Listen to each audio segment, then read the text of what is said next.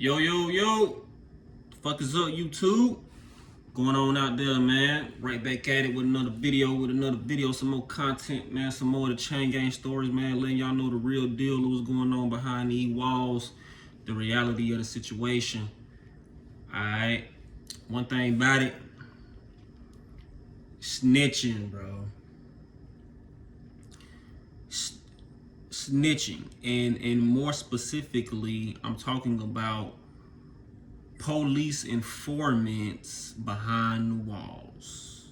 Alright, before I get into the story, y'all hit the like button, hit the subscribe button, man. And let's get into this.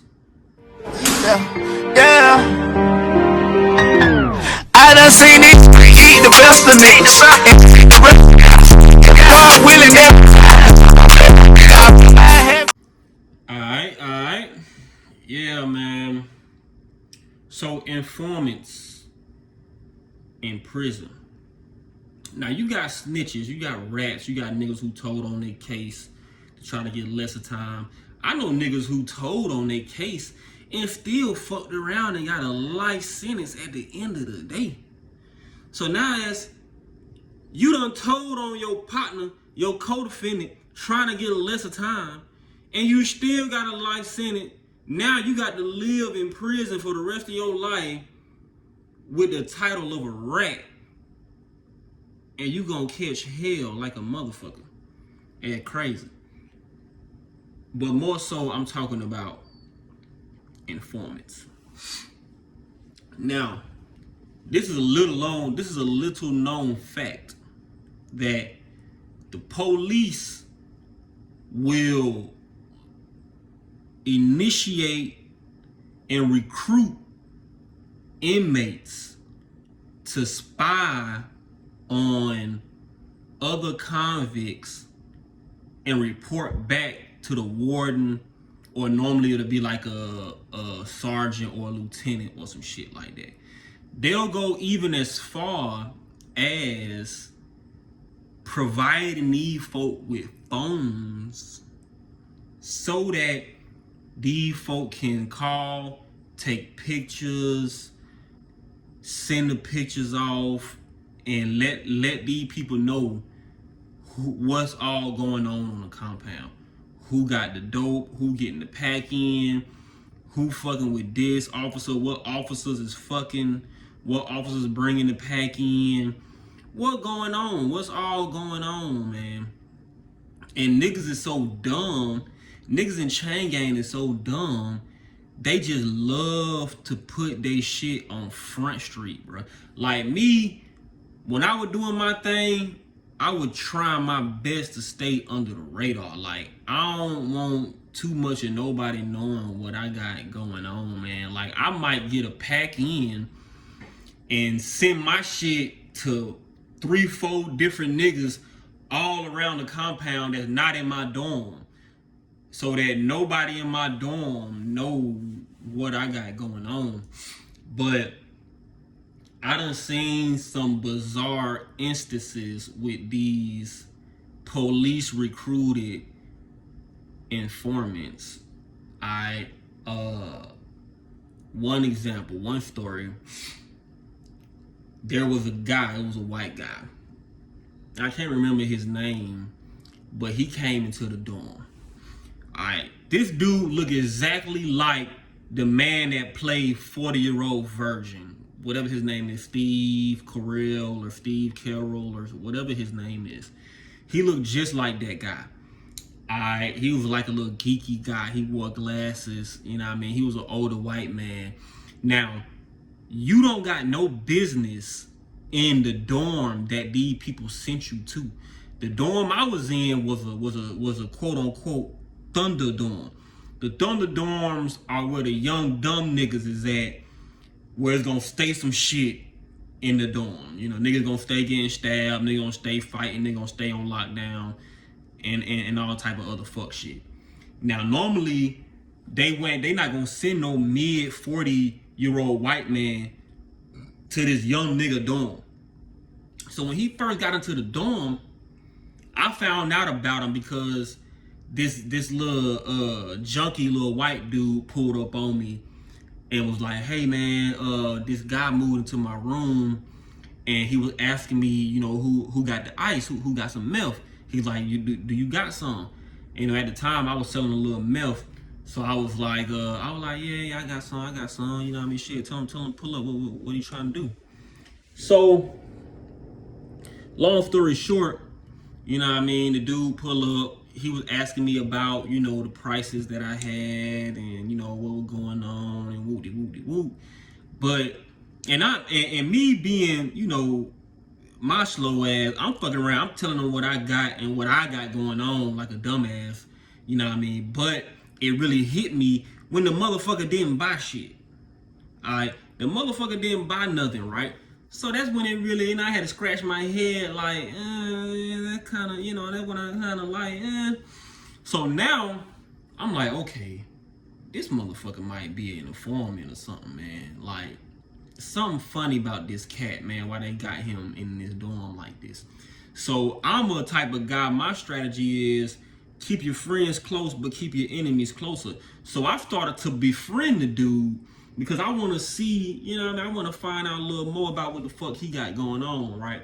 So I started asking him questions, you know, about, you know, we used to kick it a little bit. We used to work out together and shit. So I started asking him questions about what he got going on, you know, what his case was and this and that. And I'm asking him about his background and whatever. And the shit just wasn't adding up, right? The shit just wasn't clicking. So now I'm like, okay, Holmes, something ain't right with bruh, man.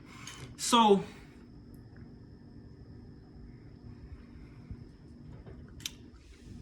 he was in the dorm for like a month.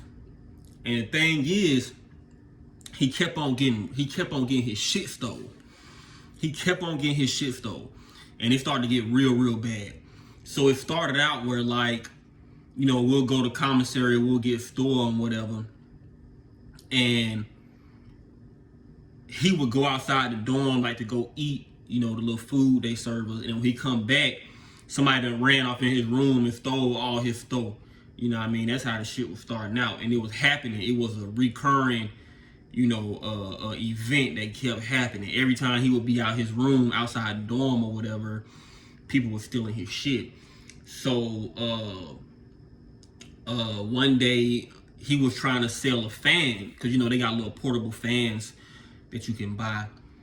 So, he was trying to sell this little fan, and this little blood guy was like, he gonna buy the fan. So, he was like, okay, the blood guy told him, you know, look, I'm finna buy the fan, but when I'm gonna give you the money for it when they bring our commissary today, you know what I mean, but go ahead and let me get the fan. So the white dude went ahead and gave him the fan. And when the store came, the white dude pulled up like, you know, what's up? Did you get your stove? What, you got the money? He probably was trying to sell the fan for like $12, $13 in some food. So the blood dude was like, look, man, basically, like, I'm keeping that. You know what I mean? That's my fan. I ain't finna pay you. He said, matter of fact, you got to pay blood game. You got to play the blood game every week in order for you to stay in this dorm. We want $20 for you every time you go to the store. You got to give about $20 in the store. So, you know what I mean? The dude put up on me and, you know, giving me the rundown, you know what I mean? I don't know if he thought I was gonna help him or whatever, nigga. I ain't finna help your ass, nigga. You ain't Muslim, you know what I mean? I ain't getting involved in nothing that ain't, you ain't no Muslim, I can't fuck with you. So, he was telling me what's going on and whatever, and I'm like, you know, shit, bro, I don't know what to tell you. You feel me? I don't know what to tell you, bro.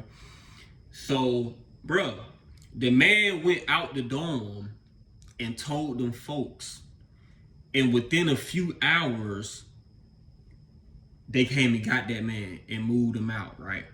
Now, what's suspicious about that is, normally if you tell the police you having problems and you trying to move out the dorm, I don't care how heck, unless you done got beat up or done got stabbed up or something, it's gonna take a few days. It's gonna take a few weeks before them folk come get you to move you to another dorm. That's why most guys, they just go ahead and put their shit on the door.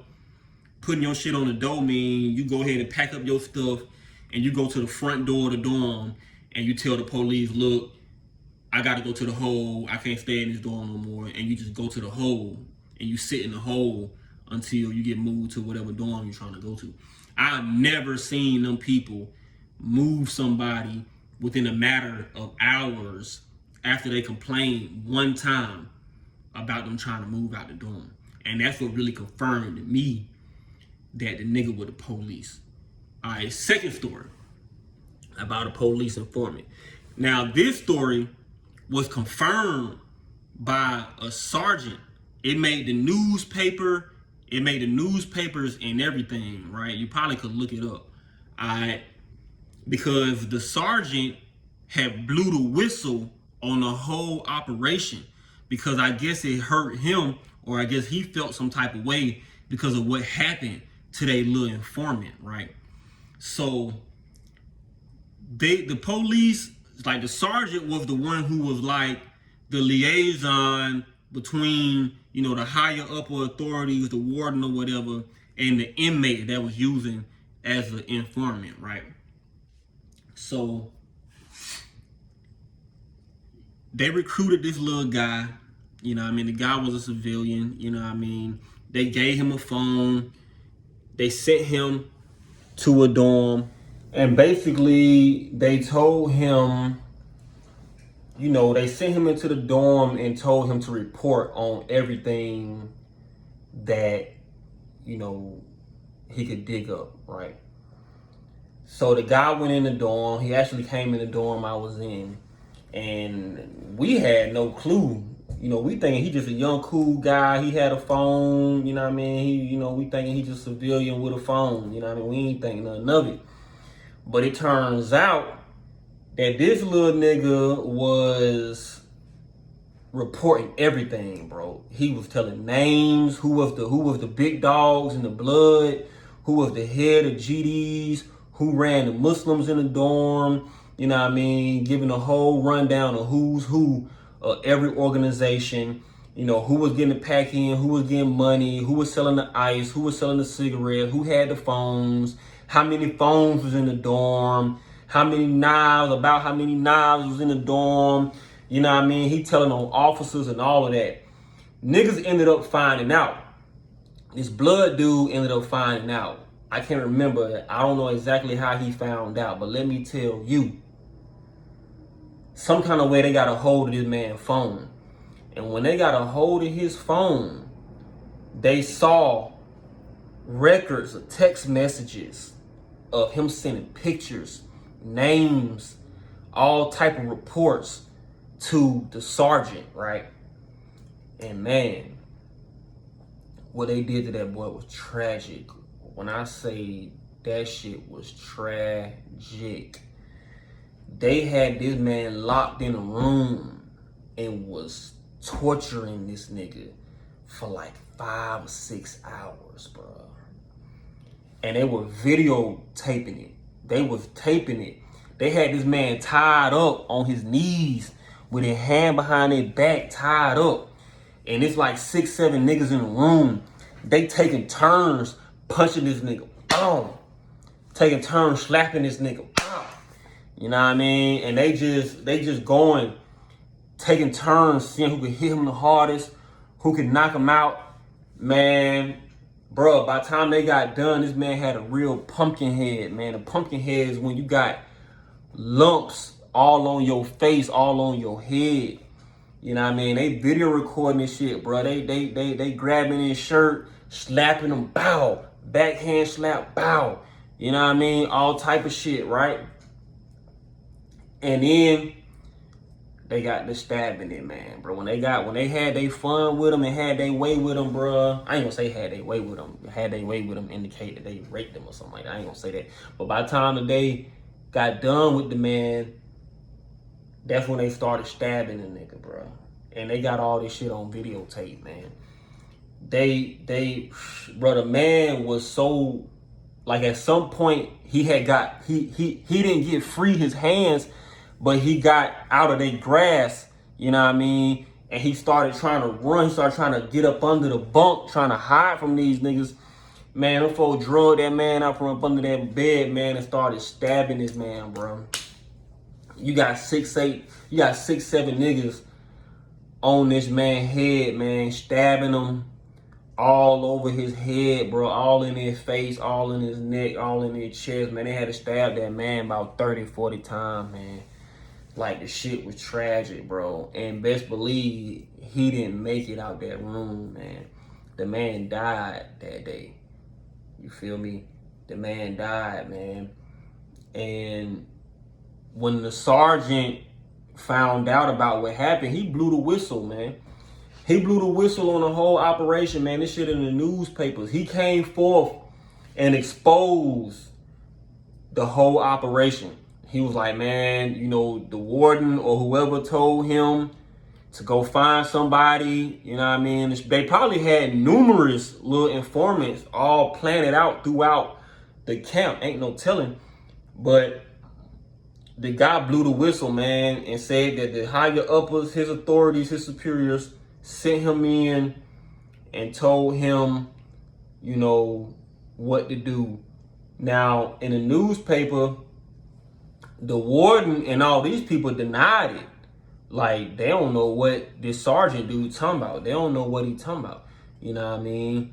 But me knowing Chain Gang and me just, you know, knowing what's going on, man, them folk got that sergeant to do that shit. That sergeant ain't do that shit on his own accord.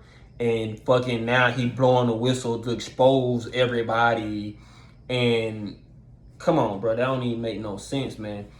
But that's what they do, man. They send these people in to find out what's going on, you know what I mean? And then what's even worse, you got these snitch ass niggas that go telling shit and they wasn't even recruited. These folks wasn't even recruited. They just, it's certain things that I can't understand. And one of those things is a fucking snitch, bro. Like, I can't understand the mindset and the logic and the thought process of a rat, bro. Like, you don't got nothing going on, you's a nobody, you's a bum ass nigga, and you just want to go tell on a nigga that's having shit just on the strength. Like, just on some hatred in your heart would make you go and do some lame shit like that, bro. Like, bro, nigga done told on me so many times, man. I can remember one instance where I had the only phone in the dorm, right? A nigga, one of my ops, a white guy, it was a white brother named Brock.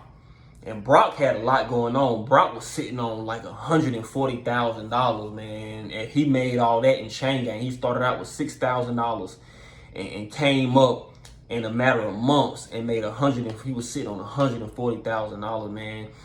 And he got transferred. So he had 3 phones. You know what I mean? If you got one phone, you got something going on. This man had 3 phones. You know what I mean? So when he left me with all the phones. And he also left me with some more shit, but that's another story. But he was like, look, I want you to sell these 2 phones and you can keep this one phone for yourself, you know what I mean, for selling the other 2 for me. So he got transferred to another prison. So long story short, I ended up with the 1 phone, but I had the only phone in the dorm. Now, when you the only man with a phone in the dorm, that's really a dangerous situation to be in, man. Let me tell you. That's when a lot of snaky shit start going on, man. I got Crip niggas coming to me, telling me, hey, man, goddamn, you know the goddamn blood niggas goddamn plotting on you, bro, trying to goddamn steal your phone and whoop. I got blood niggas coming to me talking about, hey, man, you know the goddamn GD niggas goddamn plotting on you, man, and whoop. Man, this shit goddamn so crazy, bro. Long story short, Somebody told on me, bro, and I'm gonna tell you how I know. So we had a spot in the room, like it was me and my roommate. We had a put-up spot. The put-up spot was in the light in the ceiling. It's a light in the ceiling, you know what I mean? And we had a screw to where we could unscrew the light fixture and we could pull the light down. And then it was a little hole in the wall. We could put the phone up in the wall and then put the light back and screw the shit back. That's what we was putting the phone up at, right? And we had goddamn toothpaste, white toothpaste, where we would smear it around the lines, the outline of the light to make it look like it was caulking, right? Man, let me tell you, man. Police, we see the police out the window coming to our dorm. Cause normally when the police on the way, somebody gonna see them in the dorm. And somebody gonna yell, 12 coming through the yard, 12 coming across the yard, or whatever, right? We looking out the window, we see the CERT team and the police coming through the yard, right? So we like, oh shit. So me and my roommate go to get the phone, try to put the phone up real quick, right? So goddamn, the folks came in the dorm and locked the whole dorm down, man. And listen, these folks locked the dorm down, came straight to my room. They come straight to my room, take me and my roommate out the room, right? They make us go sit in the shower. So I'm in one shower, my roommate in another shower. A few minutes later, these folk come lock my ass up, right? They put the handcuffs on. Well, I already had handcuffs on me, but they come get me. They take me to the hole. They say, I say, man, what y'all take me to the hole for? They said, because we found a phone in your room. Now, it was already had an understanding with me and my roommate. Well, me and my roommate had an understanding where, bro, if these folk find the phone, you claim the phone. I'm telling my roommate, you claim the phone, bro, and I'm gonna bless you. I'm gonna take care of you, right? I think I already paid him like a certain amount of money, like a couple $100 for this agreement, you know what I mean? And also, if in the event that he did claim the phone, I was gonna break him off some more money, right? So he was like, hell yeah, it's cool, right? So, bro, this is when I knew somebody told. First of all, y'all come straight to my room. So that's already a fact somebody told. Secondly, my roommate claimed the phone. And these folks still, look, this is exactly what the police said. When I told him, he said, we found the phone. I said, man, I don't know nothing about no phone, man. I don't know about no phone. I like, man, did y'all ask my roommate about the phone? He said, man, the lieutenant sent us down here to get you. And that's exactly what he said, right? So, yeah, somebody told, right? Even after my roommate told these folks that the phone was his, these folks still came and got me, took me, locked me up in the hole, and charged me for the phone, bro. So that I don't respect that snitching shit, man. I can't get jiggy with none of that shit, man. But anyway, at the end of the day, man, y'all folks stay tuned in, man. Y'all hit that like button, man. Hit that subscribe button. You know, I'm gonna put out more content. I'm gonna put out some more stories. I'm gonna tell y'all the good, the bad, and the ugly that's going on in Chain Gang, man. It's an interesting world behind the walls, man. Some real intriguing shit that goes on, man. So y'all stay tuned, man. Y'all hold your heads up and keep producing. You know what I mean? Keep doing your thing. Later.